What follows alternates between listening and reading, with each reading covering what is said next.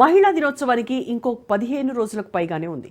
కానీ ఢిల్లీ ప్రజలకు మాత్రం మహిళా దినోత్సవం అప్పుడే వచ్చేసినట్టుంది. ఢిల్లీలో దాదాపు 10 రోజుల సస్పెన్స్ తర్వాత రేఖా గుప్తాను బీజేపీ హైకమాండ్ సీఎంగా ప్రకటించడం, ఆ మరుసటి రోజే ప్రమాణ స్వీకారం జరిగిపోయాయి. యువ ఎమ్మెల్యేగా తొలిసారి అసెంబ్లీలో అడుగుపెడుతున్న రేఖా గుప్తా ప్రమాణ స్వీకారం రోజునే తన మార్క్ ఎలా ఉంటుందో బలమైన సంకేతాలు పంపారు. మరోవైపు కేజ్రీవాల్ అభిమానులు కావచ్చు, రేఖ అంటే గిట్టని వాళ్ళు కావచ్చు, ఆమె ఒక రబ్బర్ స్టాంప్ సీఎం అంటూ అప్పుడే దాడి మొదలు పెడుతున్నా ఆమె తీరు చూస్తే మాత్రం రబ్బర్ స్టాంప్ కాదు, రాడ్ దింపే డెసిషన్ మేకర్ అన్న అభిప్రాయాలు కూడా వినిపిస్తున్నాయి. మరి రేఖలోని కొన్ని ఆసక్తికరమైన జీవన రేఖలేంటో ఈ స్టోరీలో చూద్దాం.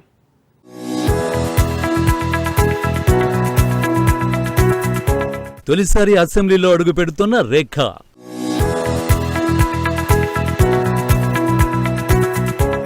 ఎమ్మెల్యేగా ఎన్నికైన తొలిసారి సీఎం ఛాన్స్.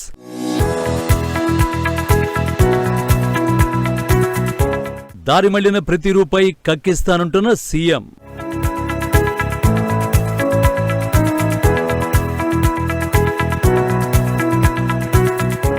బీజేపీ నేతల పాచికలను ఎవరు అంత సులభంగా అంచనా వేయలేరని అంతా చెప్పుకుంటారు. అది నిజమేనని మరోసారి రుజువైంది. ఢిల్లీ సీఎంగా పెద్దగా పాపులారిటీ లేని రేఖ అనే ఓ సాదాసీదా రాజకీయ నాయకురాలికి ముఖ్యమంత్రి పగ్గాలు అప్పగించారు మోడీ అండ్ అమిత్ షా ద్వయం. ఎన్నికల ఫలితాలు వెలువడిన తర్వాత దాదాపు 10 రోజులకు గానీ రేఖా గుప్తా పేరు బయటకు లీక్ అవ్వలేదు. అయితే ఈలోపు కొన్ని మీడియా సంస్థలు మాత్రం ఒకరిద్దరు ఎమ్మెల్యేల పేర్లను ప్రాబబుల్స్ గా ప్రచారం చేశారు. కానీ బీజేపీ నేతల ఆలోచనల దరిదాపుల్లోకి ఏ ఒక్కరూ రాలేకపోయారు అంటే అతిశయోక్తి కాదేమో. ఇక రేఖా గుప్తా పేరు బయటకు రాగానే ఆమె ఎవరు, ఏం చేస్తారు, పార్టీ కోసం ఏం చేశారు అన్న ఆసక్తి పెరిగిపోయాయి. అప్పుడు గానీ సుదూరంగా ఉన్న బయట ప్రపంచానికి తెలియలేదు ఆమె సనాతన ధర్మ పరిరక్షణలో ఎంత కఠినంగా కట్టుబడి ఉంది అనేది. मुख्यमंत्री के रूप में अपने कर्तव्यों के सम्यक निर्वहन के लिए ऐसा करना अपेक्षित हो, मैं प्रत्यक्ष या अप्रत्यक्ष रूप से संसूचित या प्रकट नहीं करूंगी.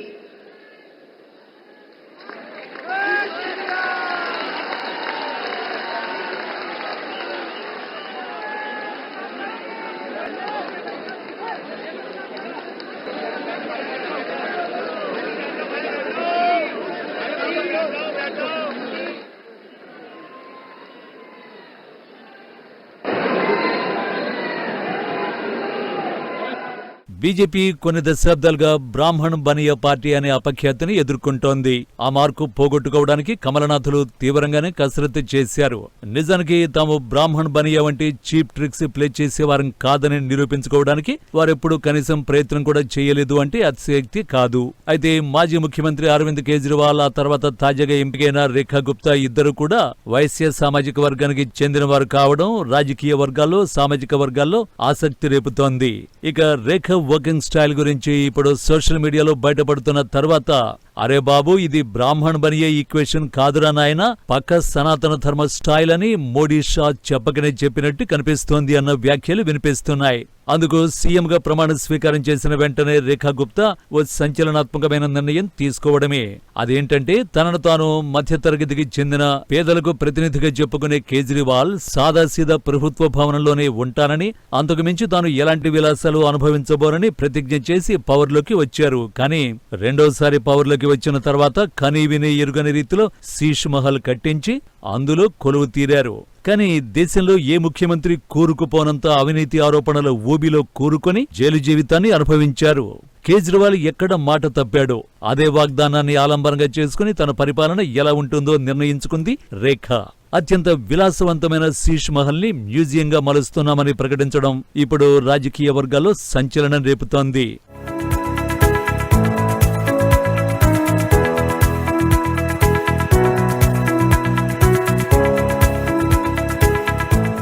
ఇక రేఖను కొంతమంది రబ్బర్ స్టాంప్ సీఎం అంటూ కామెంట్స్ చేయడం మొదలుపెట్టారు. కానీ తాను రబ్బర్ స్టాంప్ కాదని, ఏనుగు కుంభస్థలాన్ని కొట్టడమే తన టార్గెట్ అని ఆమె గతంలో చేసిన ట్వీట్లు చూస్తే తెలిసిపోతుంది. సర్జికల్ స్ట్రైక్ వంటి సమయాల్లో కేజ్రీవాల్ అందుకు ఆధారాలేంటని అడగడం అప్పట్లో కలకలం రేపింది. అయితే అప్పుడే రేఖా గుప్తా కూడా తన ట్విట్టర్ అకౌంట్లో కేజ్రీవాల్ మీద తీవ్ర స్థాయిలో విరుచుకుపడింది. కేజ్రీవాల్ ఎప్పుడూ పుట్టినరోజు జరుపుకోడని, ఎందుకంటే ఆయన తల్లిగారు వీడియో రికార్డ్ చేయలేదు కాబట్టి బర్త్డే జరుపుకోవడం లేదంటూ గుక్క తిప్పుకోని రీతిలో అటాక్ చేయడం ఇప్పుడు వైరల్ గా మారుతోంది. ఢిల్లీ ఎప్పటికీ నీ వశం కాదంటూ కేజ్రీవాల్ టార్గెట్ గానే ఆమె విమర్శనాస్త్రాలు సంధించారు.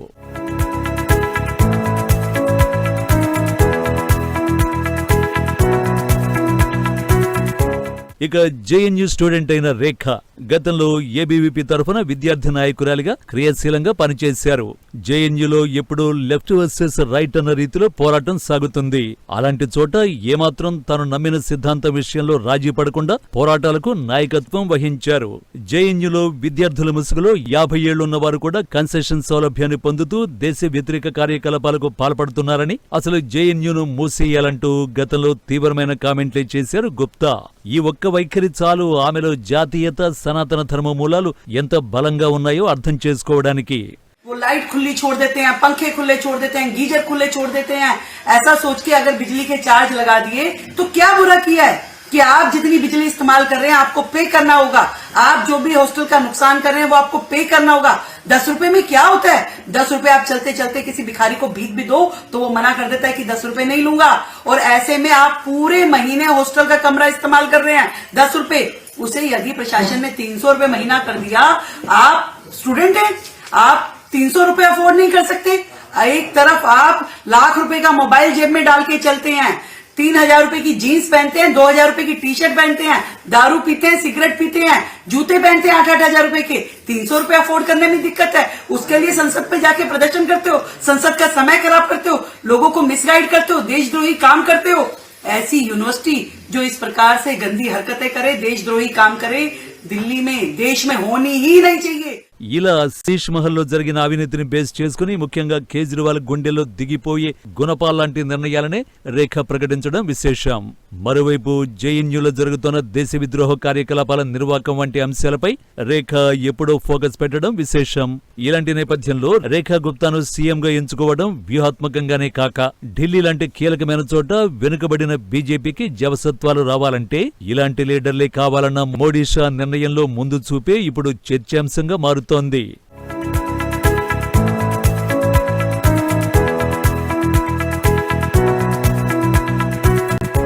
హర్యానాలోని జింద్ జిల్లా నందగఢ్ గ్రామానికి చెందిన రేఖ తన 2 ఏళ్ల వయసప్పుడే పేరెంట్స్ ఢిల్లీకి వచ్చేశారు. తండ్రి ఎస్బీఐలో మేనేజర్ కావడం చేత కుటుంబం మొత్తం ఢిల్లీకి రావాల్సి వచ్చింది.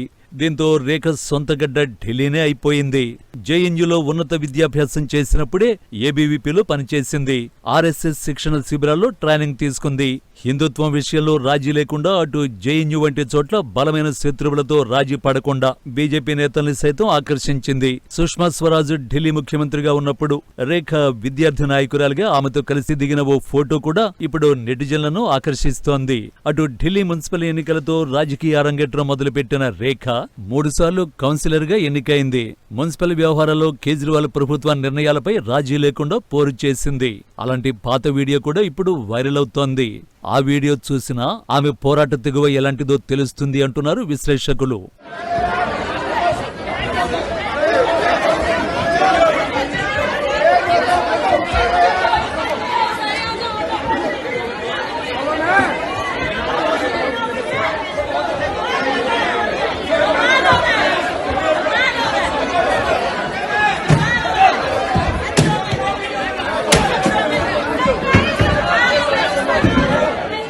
దాదాపు 27 ఏళ్ల తర్వాత ఢిల్లీలో బీజేపీ అధికారంలోకి రావడం ఒక ఎత్తైతే ప్రమాణ స్వీకారం చేసిన వెంటనే రేఖ ఓ కీలకమైన విషయాన్ని ప్రకటించడం విశేషం. మార్చి 8న మహిళా దినోత్సవాన్ని పురస్కరించుకుని తాము ఎన్నికల్లో హామీ ఇచ్చినట్టు మహిళలకు 2500 రూపాయల ఆర్థిక సాయం అందరికీ అందిస్తామని చెప్పి ఢిల్లీ బీజేపీకి మహిళా దినోత్సవ సంబరాలను అడ్వాన్స్డ్ గా అనౌన్స్ చేయడం విశేషం. అలాగే ప్రమాణ స్వీకారం అయిపోగానే యమునా నది పరిశుభ్రతను కూడా హైలైట్ చేశారు గుప్తా. యమునా జలాలను పరిశుద్ధం చేసి ఢిల్లీలోని సోదరీమణుల ఆశయాలు తీరుస్తానని చెప్పడం ఆసక్తి రేపుతోంది. మొన్నటి ఎన్నికలకు ముందు హర్యానాలో యమునా స్టార్ట్ అయ్యే చోట బీజేపీ నేతలు విషం కలిపారని, ఇది ఢిల్లీ ప్రజల ప్రాణాలతో బీజేపీ నేతలు చెలగాటం ఆడటమేనని కేజ్రీవాల్ తీవ్రమైన దుష్ప్రచారం చేశారు. అప్పుడు బీజేపీ నేతలు ఢిల్లీలోని యమునా జలాలను తాగి తాము ఆ పని చేయలేదని, యమునను క్లెయిమ్ చేసే బాధ్యత తమదేనంటూ రివర్స్ ప్రచారం చేశారు. ఇప్పుడు అదే అంశాన్ని రేఖ కూడా టేకప్ చేస్తోంది.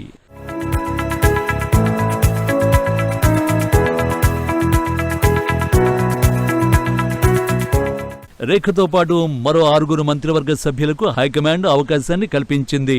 ఢిల్లీ బాధ్యతలు తీసుకున్న ఈ టీంలో యువకులతో పాటు సీనియర్ల అనుభవం కూడా మిక్స్ అయి ఉందని, ఖచ్చితంగా ఈ టీం దేశ ప్రజల్ని ఆకర్షిస్తుందని, ఢిల్లీ ప్రజల్ని మెప్పిస్తుందని ప్రధాని మోడీ ట్వీట్ చేసి ఆశీర్వదించారు. అనూహ్యంగా తెరమీదకొచ్చిన రేఖ ముందు ఇప్పుడు సవాళ్లు కూడా భారీగానే ఉన్నాయి. కాంగ్రెస్ ఆప్ నేతలతో పోటీపడి బీజేపీ నేతలు కూడా అలవికాని హామీలు ఇచ్చారన్న వ్యాఖ్యలు ఉన్నాయి. అన్నింటినీ ఇప్పుడు వారు నెరవేర్చుకోవాల్సి ఉంటుంది. మరోవైపు అటు ఆప్ కూడా 22 మంది ఎమ్మెల్యేలతో తన బలాన్ని ఇంకా ప్రదర్శిస్తూనే ఉంది. ఆమ్ ఆద్మీకి బీజేపీకి ఓట్ల తేడా జస్ట్ 2% అనేది గమనించాల్సిన అంశం. అంటే హామీలలో పడిన పోటీ వల్లే ఢిల్లీ ప్రజలు ఈసారి బీజేపీకి అవకాశం ఇచ్చారని, అంతే తప్ప బీజేపీ మీద అభిమానంతో కాదనేవారు కూడా ఉన్నారు. దీన్ని బట్టి బీజేపీ ఇచ్చిన హామీలను నిలబెట్టుకోవడమే కాక కేజ్రీవాల్ అవినీతి వల్ల ఢిల్లీ ప్రజలు ఏం కోల్పోయారు, వారి చేత గుర్తింపు చేయాల్సిన బాధ్యత రేఖా గుప్తాపై ఉందంటున్నారు రాజకీయ విశ్లేషకులు. మరి యువరక్తంతో దూకుడుగా వ్యవహరించి సిద్ధాంతానికి ప్రయారిటీ ఇచ్చే రేఖ పాలనాపరంగా స్థిరమైన కఠినమైన నిర్ణయాలు తీసుకుని రాణిస్తుందా అన్న వ్యాఖ్యలు వినిపిస్తున్నాయి.